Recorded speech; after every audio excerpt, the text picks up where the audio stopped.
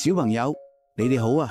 我係嘉樂叔叔，今日想同你哋介紹嘅呢位聖人，唔單止係一位好叻嘅醫生，仲係四部福音其中一位作者添。佢就係聖路加，我哋一齊聽下佢嘅故事啦。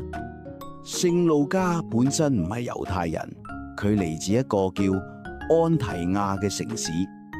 佢係一位好有本事嘅醫生，成日幫人睇病，令好多病人康復。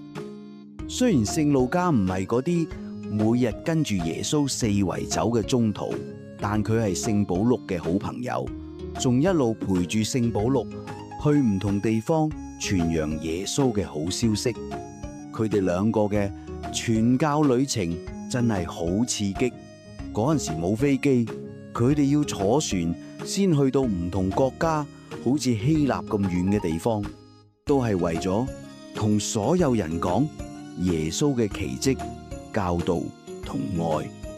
當聖保祿俾人拉咗入監獄嗰陣，聖路加都一直陪住佢。聖保祿仲寫過一句：只有路加與我同在。可見聖路加真係一位好忠心嘅拍檔。之後上主啟發咗聖路加，叫佢寫兩本好重要嘅書，就係路加福音同宗徒大事錄。相傳佢寫書嘅時候仲親自去訪問聖母，問咗好多得聖母先知嘅事，例如天使報喜嘅經過，耶穌升天之後宗徒佢哋發生咗啲乜嘢，同埋聖母點樣同宗徒一齊迎接聖神降臨。仲有一個好特別嘅傳說，就係原來聖路加除咗係醫生之外，佢仲係畫家。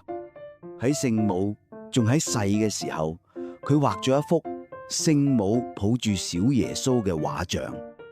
人哋話佢用醫生嘅細心同觀察力畫得聖母嘅面容好溫柔好靚，所以聖路加除咗係醫生嘅主保聖人，仲係畫家同藝術家嘅主保聖人，因為佢教我哋點樣用文字同畫筆去呈現天主嘅美好。聖路加活到84歲，一生都係為咗分享信仰。